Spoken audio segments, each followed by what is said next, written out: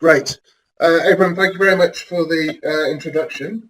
My name's Matt Cousins. I'm the Humanitarian Director for Oxfam in Kenya, currently based in Nairobi. And I'm going to give you a very short presentation on community-based surveillance, essentially how to be better prepared.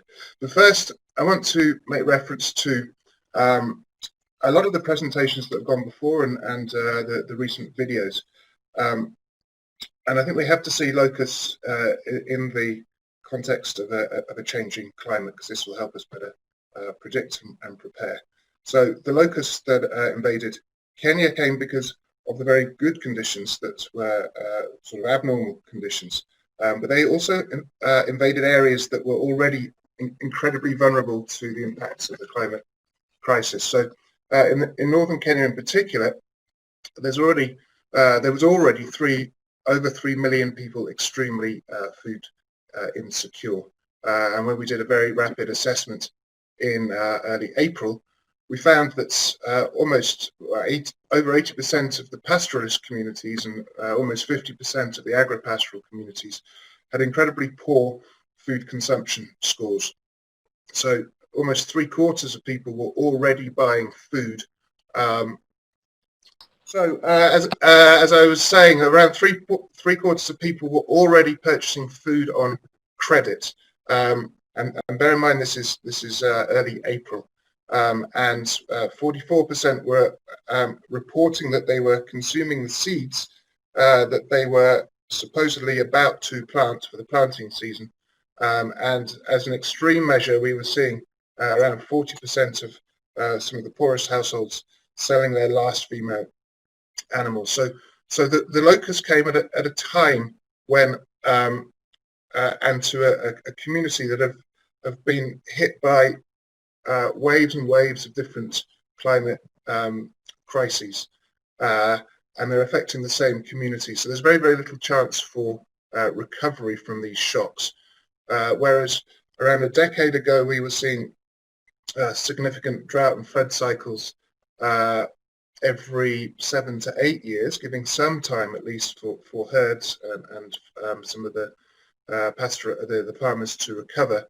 In recent years, we've been seeing these floods and drought occur every 2 years. So this comes on top of the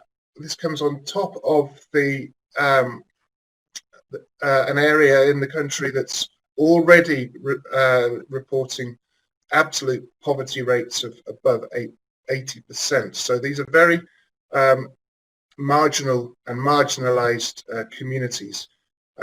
You add to that conflicts that are created by pressure over resources, and most recently restrictions from COVID, makes some of the communities here very incredibly hard to reach quickly. And the reason I say all of this is, really that the climate crisis is inevitable, and the impacts are quite predictable. So we really do need to invest much more in the preparedness and resilience angles of this. And to note that whilst we're doing this, crises do not affect all people equally. Women yet again bear the disproportionate brunt of the impact. So we often see that it is women that are skipping meals for the children. They're spending increased time on unpaid care work, such as, during droughts, walking up to 10, 15 kilometers for water, and thereby greatly increasing their risk of gender-based violence, sexual gender-based violence. We see that the impacts of locusts on the food security and nutrition are intergenerational. So and at very high rates of malnutrition in the northern counties of Kenya. So we're seeing in the future, we'll see stress on the healthcare system, on the ability of children to reach their full potential. And of course, this has a huge impact on gross domestic product as we go forward. We do see that households under stress sometimes resort to extreme coping mechanisms. I talked earlier about the selling of the last female animals, eating seeds, but this also can include early child marriage, and sometimes transactional sex. So community preparedness and response must be at the centre of the design of the projects that we do. So as the locusts hit Kenya in late December, Oxfam, with a network of local humanitarian partners, kicked into action. And we call this normally early warning, early action, and acting with no regrets. We could see that the threat from the locusts was significant, but we thought acting early might mitigate some of these effects. So we set up, and the key thing is here, the local humanitarian partners, we had a structure and a system already in place. We didn't have to invent something new, but we set up a system of community-led surveillance of locusts. And this was both to identify where the locusts were, what stage of the cycle they're at, but also promote awareness of the use of pesticides and insecticides by the locust control centres. So to give people enough information to make decisions on whether to move their livestock out of the way, or to indeed make sure that they were not eating food or crops directly sprayed immediately. And the purpose of this was really to protect food security and to link where we saw there being a huge gap in that the control efforts were certainly increasing and were quite well funded, but the actual understanding of where the locusts were was actually quite poor. So for a very small investment in community-led surveillance, we believe this would have a much bigger impact on the work that the control centres would be doing. And really it's a very simple system. Local partners on motorbikes would go out to meet communities and community leaders. They would exchange WhatsApps, and then when the local partners went back to the areas, they were able to track locusts on a tracking app. Now we rolled our one out in early March. We weren't aware, or certainly weren't trained, and the FAO eLocust app, which is much better, but wasn't operational in the areas that we were in. So we developed our own. I think our colleague from Penn University will talk a little bit more about the eLocust app later. And eventually we managed to link up with Penn University and FAO, who did some excellent training with our local partners. We transitioned to the eLocust app. We trained over 300 community monitors. They were able to put over 5,000 data points into the mapping exercise, and this identified, geolocated the locust, provided photos of the various life cycles and approximately the area that was infested. Equally, the previous video showed that locusts in Kenya at this scale haven't been seen for 70 odd years. So there's not much by way of understanding of the significant impact that this can have. So through community radio broadcasts, and we had to translate everything into several different local languages, and a toll-free phone-in discussion sort of groups, we enabled communities to ask questions to experts, particularly around how to protect themselves from pesticides, and just to actually understand a bit more about what was going on. And then equally, and this is also very important for strengthening resilience of families and communities, we provided cash transfers to households in locust affected areas.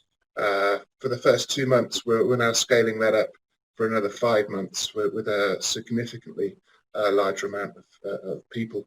And this really was to give communities flexibility maintain dignity, but so they can use cash in whichever ways they wanted to, whether that was investing in food or clearing credit, but it also supports the local economy. So that when we talk about early action, no regrets, we obviously we weren't sure how the control efforts would work, but we felt that acting early to provide that cushion for people was essential.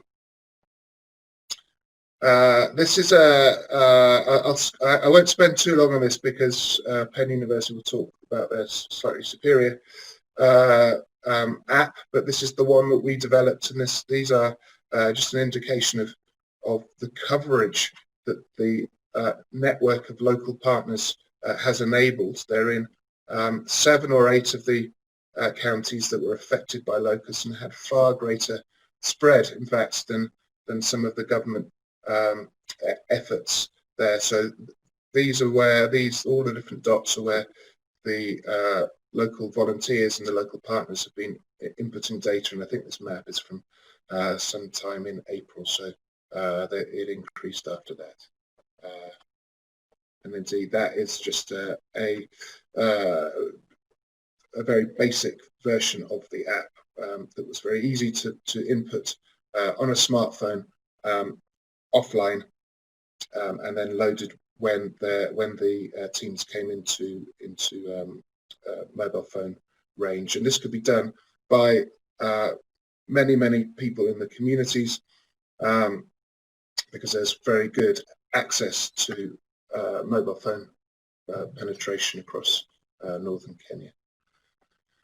So I've said it a few times, in terms of preparedness and involving communities, local partners are essential, and we're not setting up new structures. We're reinvigorating or repurposing the structures that are already there. So we have found over the years that when local actors are involved, and this can be combined very quickly with innovative approaches, the responses are actually more effective. They have the coverage, they have the access to communities with local authorities. They are there all year round. They're not just popping in and popping out, and they're able to provide a very quick assessment of the needs that we can then follow up with. And essentially, and I think as Ibrahim mentioned, this is a crowdsourcing of information on locusts. We didn't stick to just the government officials that were paid to go out and look for them.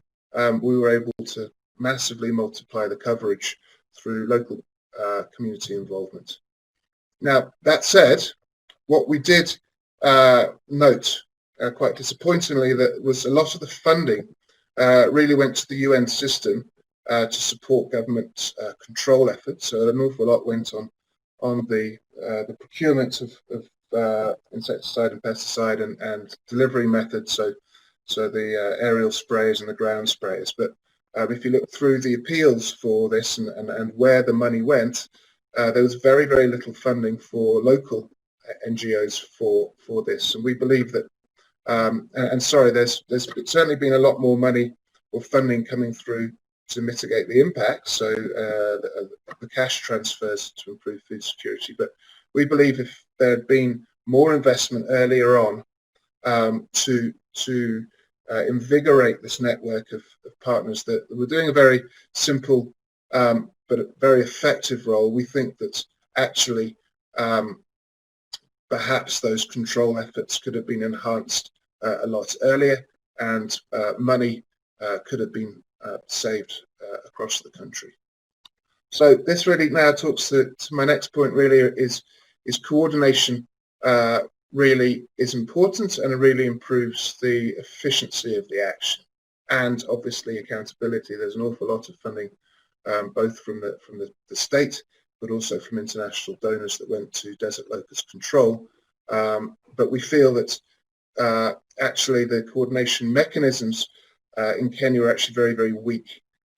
They weren't actually very well coordinated. As part of the problem with part of the issue around decentralized ministries, that is clearly not always easy, but we thought that given the spread of an involvement of of INGOs, but particularly local NGOs across many of the ASAL, the arid, semi-arid lands, for many, many years. We feel that they were rarely consulted, offers of support were not taken up on time, and impact was wasted. So, in a sense, there was the opportunity to use all of these different expertise, multi-stakeholder, multi-sectoral, we felt was missed, and a lesson learnt for that would be really on setting up these structures and ensuring these coordination structures are there already there, that they do exist, but they weren't really, we didn't really leverage the different comparative advantages.